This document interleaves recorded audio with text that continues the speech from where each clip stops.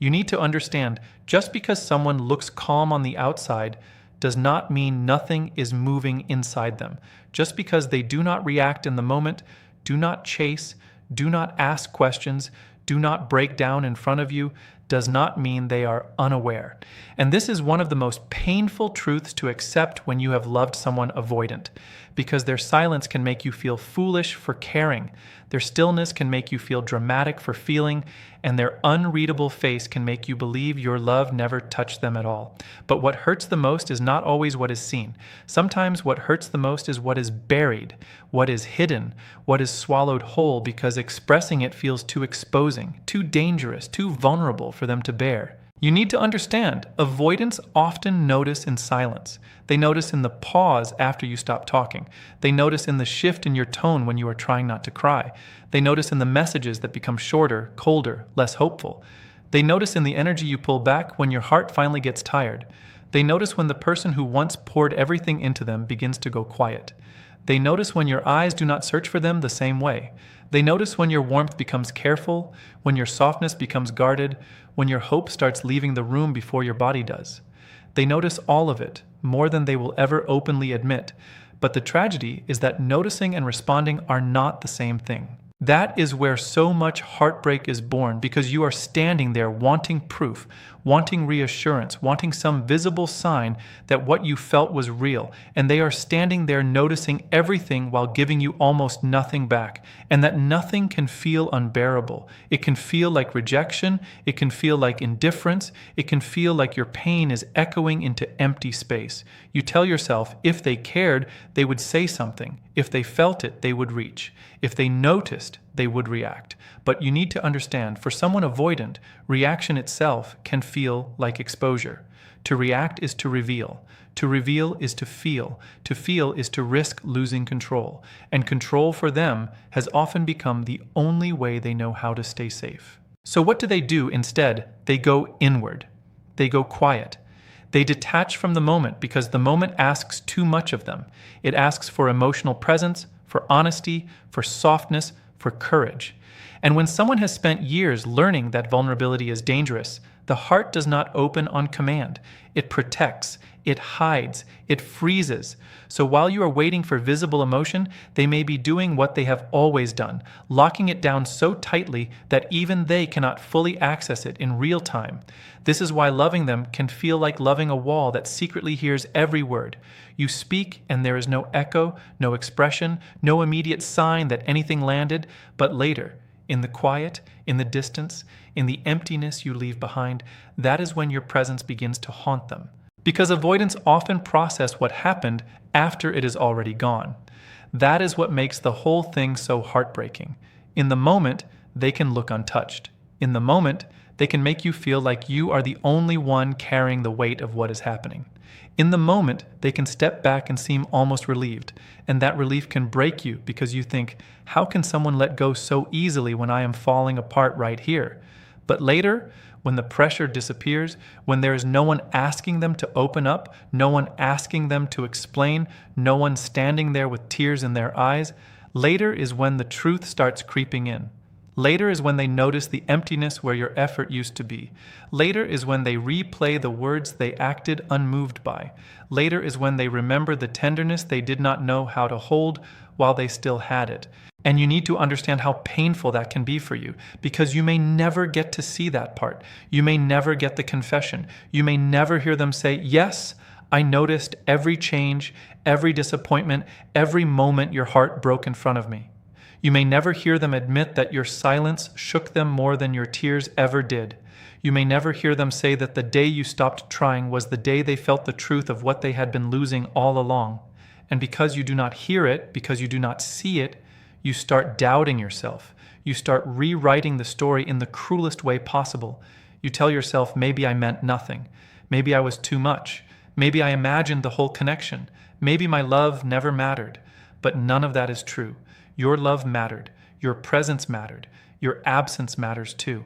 The danger is that once you realize they notice everything, you can become trapped by that knowledge. You can start surviving on hidden meaning instead of real effort. You can start holding on because you believe deep down they feel more than they show.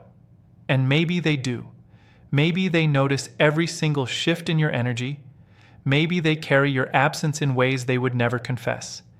Maybe they replay your words in private. Maybe they miss you in silence. But you need to understand something that can save your heart. Being noticed is not the same as being loved well.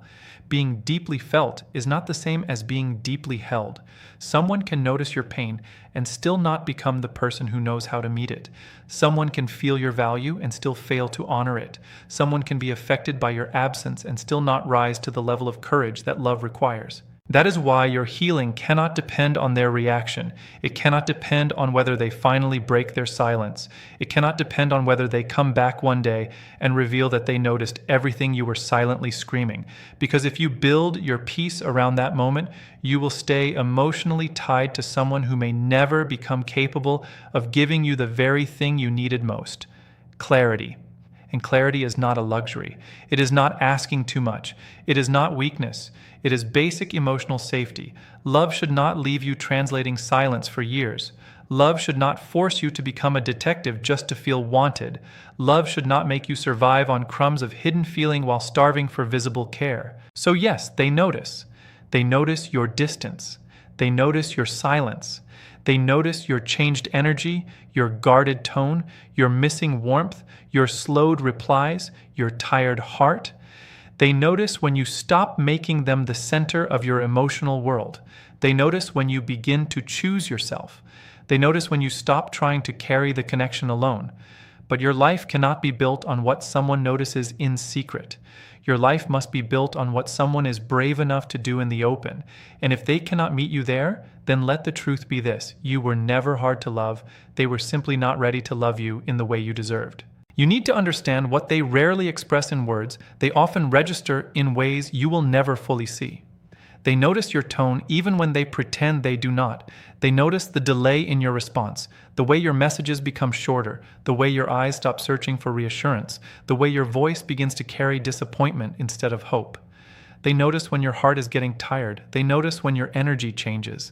They notice when your love is no longer pouring out of you so easily.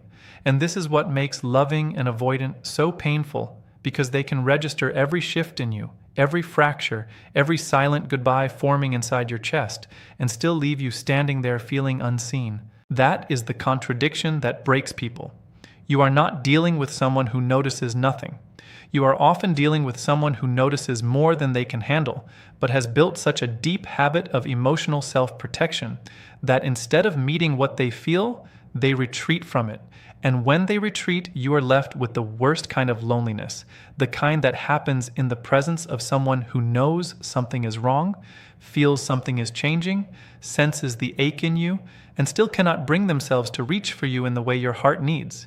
It is not the absence of awareness that hurts so much, it is the absence of response. You need to understand there is a kind of pain that comes from being ignored. And then there is a deeper pain that comes from knowing, or at least sensing, that you were not completely ignored at all. Because if someone truly saw nothing, it would be easier to call them careless and walk away. But when you know they noticed, when you know they felt the distance growing, when you know they saw the sadness behind your smile, it creates a much more complicated wound. You start thinking, if they noticed, then why did they do nothing? If they saw me slipping away, why did they not stop me? If they sensed I was hurting, why did they stay silent? And those questions can haunt you because they do not just touch your heartbreak, they touch your worth. That is why people who love avoidance often become trapped in invisible stories. They begin to read every tiny gesture as hidden feeling. They begin to hold on to what is implied rather than what is given. They remember the small look, the small pause, the small softness in the middle of all the distance, and they build hope around it. They say to themselves they do care, they just cannot show it. They feel more than they admit. They are affected more than they let on. And maybe that is true. Maybe they do feel more than they can say. Maybe they do carry more than they can express. But you need to understand something that can save your heart. Hidden feeling is not the same as visible love. Because love cannot survive on what someone secretly registers inside themselves. Love cannot grow on silent awareness alone. Love has to become language, effort, consistency, presence, action. Love has to become the courage to step towards someone when every instinct says step back. Love has to become honesty when silence would feel easier. Love has to become comfort when your partner is hurting, not just private recognition that they are hurting. And when that does not happen, when someone notices your pain but still leaves you alone with it, the wound becomes even heavier, because now you are not just grieving what they did not feel, you are grieving what they felt and still failed to do. And that failure can make you question yourself in dangerous ways. You begin to wonder whether your needs were too much, whether your emotions were too intense, whether your desire for reassurance was somehow unreasonable. You begin to shrink your own truth to make their distance easier to tolerate. You tell yourself they are just overwhelmed, just scared, just complicated, just not good with emotions, and maybe all of that is real. But your pain is real too. Your need to feel chosen is real too. Your longing for clarity is real too. You cannot keep making their inner struggle the only thing that matters while abandoning the fact that your heart has been starving in plain sight. You need to understand avoidants often carry an inner world that is far more active than their outer behavior suggests. They can remember the exact moment your tone changed. They can recall the day you stopped laughing the same way. They can feel the emotional temperature drop between you, even if they say nothing about it. They can sense when your disappointment is turning into detachment. They can sense when your softness is becoming self-protection. But because reaction feels too exposing, too vulnerable, too risky, they often say nothing while the relationship quietly breaks in front of them. They watch the bridge burn without running toward the fire, not always because they do not care, but because they do not know how to move through the fear of caring openly. That is what makes it tragic. They may be standing there, feeling the distance, registering the loss, understanding on some level that your heart is leaving the room, and still remain still. And to the person who loves deeply, that stillness feels unbearable. It feels personal. It feels like abandonment. It feels like proof that your pain is not powerful enough to move them. But sometimes it is not that your pain does not move them. Sometimes it moves them so deeply that they shut down in the face of it. Not because you are unimportant, but because importance itself can terrify someone who has learned to associate closeness with danger. Still, you need to be careful with this truth because it is a truth that can keep you trapped if you do not hold it correctly. The moment you realize they notice your disappointment, your distance, your strength, your sadness, you may be tempted to stay. You may be tempted to wait longer. You may be tempted to believe that because they register all of this so deeply, eventually they will find the courage to respond. Eventually they will open up. Eventually they will stop hiding. Eventually your pain will matter enough to change them. But love cannot be built on eventually. Your life cannot be built on one day. Your heart cannot keep paying rent in a future that never arrives. Because the truth is, someone can notice every shift in you and still not be capable of giving you what you need. They can register your tears, your silence, your disappointment, your boundary, your withdrawal, and still remain emotionally unavailable. They can know exactly when they are losing you and still not know how to stop losing you. They can feel your absence and still not become the person who knows how to hold your presence. And this is where your own heart must become wise. Not bitter, not cold, not cruel, wise. Wise enough to understand that private awareness is not enough. Wise enough to stop mistaking internal feeling for external commitment. Wise enough to realize that someone noticing everything does not automatically mean they are capable of loving you well. So yes, they may notice your tone, your distance, your disappointment, your strength, and the moment your heart begins to close. They may feel more than they ever say. They may carry your absence in ways you never get to witness. But you cannot build a future on what someone keeps buried inside themselves.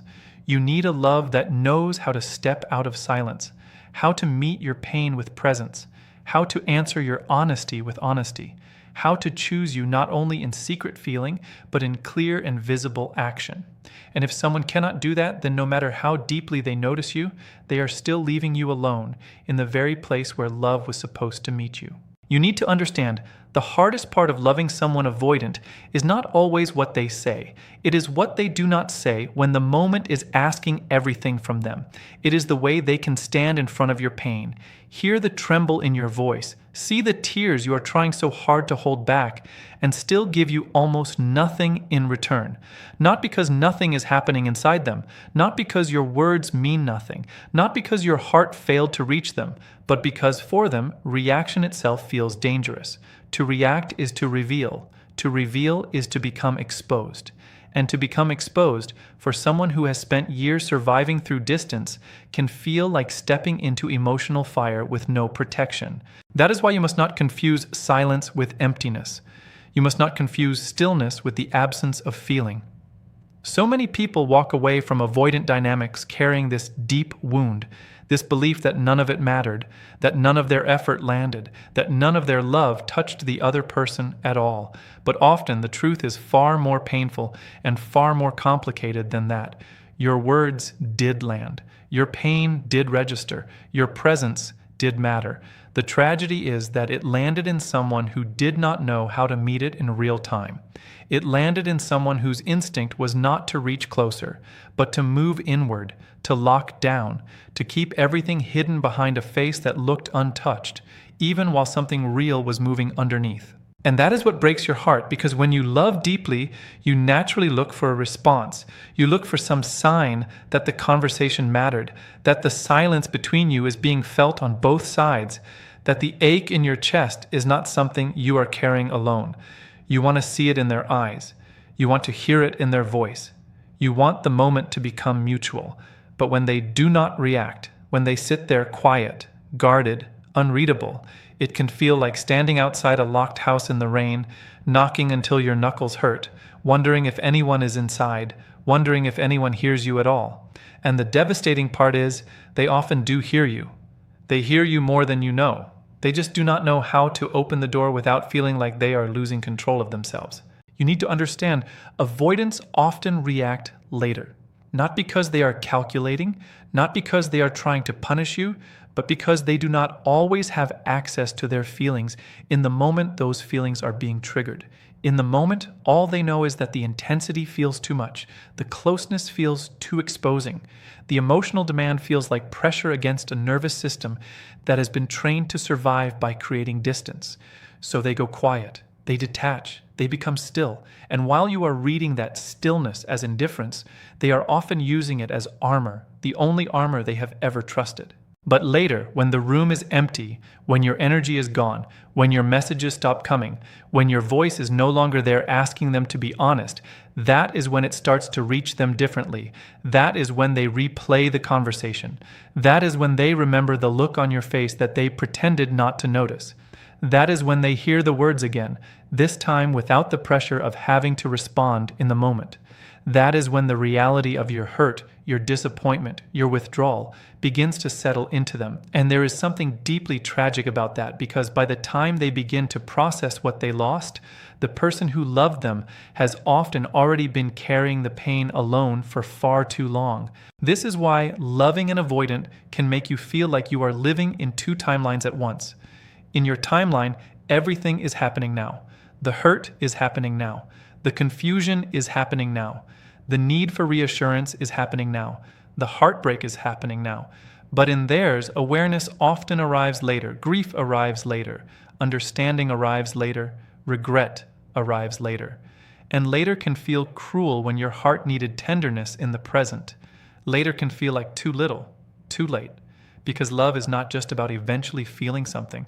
Love is also about being brave enough to bring what you feel into the moment where it is needed. That is why you must be careful not to romanticize delayed feeling. Yes, they may notice everything later. Yes, they may replay your words. Yes, they may feel your absence more deeply than they ever let on. Yes, they may be more affected than their face ever showed. But none of that changes the loneliness of being with someone who could not meet you when you were still there. None of that erases the nights you spent overthinking their silence. None of that undoes the ache of needing comfort and receiving distance. None of that changes the way you had to become strong in places where you were supposed to be safe. And this is where your own heart has to wake up. Because when you start to realize that they do react, just not in the moment, It can tempt you to wait. It can tempt you to hold on longer, to believe that if you are patient enough, if you are understanding enough, if you just give them more time, eventually their private processing will become public courage. Eventually they will say what they should have said. Eventually they will reach in the way you needed. Eventually they will stop hiding behind their own defenses. But your life cannot be built on eventually. Your peace cannot survive on later. Your heart cannot keep starving in the present because someone may one day feel deeply in private what they could not express when it mattered most. You need to understand this is not about making them the villain. It is not about denying that they may have real feelings, real fear, real inner conflict, real emotional overwhelm. They may. In many cases, they do. But your compassion for that cannot become permission for your own neglect. Their delayed reaction cannot become the reason you stay in a relationship that keeps asking you to survive without clarity. Their hidden feelings cannot become the excuse for visible inconsistency. Because hidden feeling, no matter how real it is not the same as being loved well. You need to understand, the greatest shock to an avoidant is not always your anger, not always your tears, not even the moment you finally walk away, it is your clarity. It is the moment you stop circling the same pain, stop asking the same questions, stop explaining the same wound, stop offering the same heart to someone who keeps meeting it with distance. Because anger, they know how to survive. Tears, they know how to shut down around. Conflict, they know how to escape. But clarity, real clarity, the kind that comes from a heart that has finally accepted the truth, that is what unsettles them in ways they rarely show. For so long, they may have been used to your emotional effort. They may have been used to you being the one who keeps the connection alive, the one who asks the deeper questions, the one who returns after silence, the one who tries to fix what they refuse to face. They may have grown familiar with your softness, not just as love, but as a cushion for their fear, a cushion for their inconsistency, a cushion for the emotional weight they could not carry. And because you cared, because you believed in the bond, because you kept hoping the right conversation would finally open the door, you stayed in the cycle longer than your heart could afford. You kept thinking love needed one more chance, one more explanation, one more moment of patience. But then there came a day when something inside you became still. And that stillness was not resignation, it was truth. You need to understand clarity is not loud. It does not need to announce itself. It does not need to perform strength. It does not need a dramatic exit or a final speech that leaves everyone stunned. Clarity is quiet. Clarity is the moment you stop arguing with what you have already felt 100 times. It is the moment you stop trying to make someone's behavior mean something softer than what it has repeatedly shown you. It is the moment you realize that confusion is not love, inconsistency is not depth, distance is not mystery, and mixed signals are not emotional complexity. They are pain. They are uncertainty. They are the slow erosion of a heart that keeps trying to turn crumbs into comfort. And when you arrive at that clarity, your whole energy changes. You are no longer pleading. You are no longer reacting to every shift in their mood. You are no longer waiting for a text to decide whether the day feels heavy or light. You stop giving so much meaning to every delayed reply, every half-hearted return, every tiny sign that once kept your hope alive. You begin to see clearly, and that clarity creates a kind of peace that they can feel, even if they do not understand it right away, because suddenly they are no longer dealing with the version of you who could be pulled back in by a little attention. Suddenly, they are standing in front of someone who sees the pattern and refuses to keep calling it love. That is the shock. Not that you felt hurt. They probably knew, on some level, that you were hurting. Not that you became upset. They have seen your pain before. Not even that you left. What shocks them is that you left without begging to be understood. What shocks them is that you became clear enough to stop negotiating with the very thing that was breaking you. What shocks them is that your heart finally stopped trying to rescue what their fear kept ruining. Because when your clarity arrives, the old pattern stops working. Their silence no longer pulls you in. Their distance no longer activates your devotion. Their brief moments of warmth no longer erase the long stretches of coldness. And when that old pattern dies, they feel it. You need to understand, avoidants often rely more on ambiguity than they realize. Ambiguity gives them room. Ambiguity lets them stay close without fully committing, lets them pull back without fully losing you, lets them exist in a gray area where your love is still available, but your needs are never fully centered. In ambiguity, they can breathe. In ambiguity, they can remain emotionally protected. But clarity removes that gray space. Clarity says, this is what this has been doing to me. Clarity says, I cannot keep calling this a connection when it keeps costing me my peace. Clarity says, you do not get access to me without intention anymore. And when someone has become comfortable in emotional half-light, your clarity feels like a bright light turned on in a room they were hoping would stay dim. The painful part is that your clarity usually does not come from one big betrayal. It comes from accumulation. It comes from the many small moments where your heart kept trying to make sense of what your spirit already knew. It comes from the unanswered messages, the inconsistency, the distance after intimacy, the affection that disappeared the moment things got too real, the way you kept leaving conversations with more doubt than peace. It comes from all the times you told yourself not to overreact, not to ask for too much, not to make it a problem while quietly carrying the ache of not being met. And eventually that ache becomes wisdom. Eventually, the pain teaches you what hope kept trying to deny. So if your clarity shocks them, let it. Let them feel the absence of the version of you that once kept the whole connection alive through sheer emotional effort. Let them notice the stillness in you. Let them realize in their own time that the person who once kept turning back has finally walked forward. But you do not break your own healing trying to explain the light you finally found. Do not dim your truth so someone else can stay comfortable in the dark. You have spent enough time waiting in confusion. You have spent enough time questioning what your heart already knew. And now that clarity has found you, let it keep leading you toward the kind of love that does not tremble at honesty, does not disappear at depth, and does not need to lose you before it understands your value.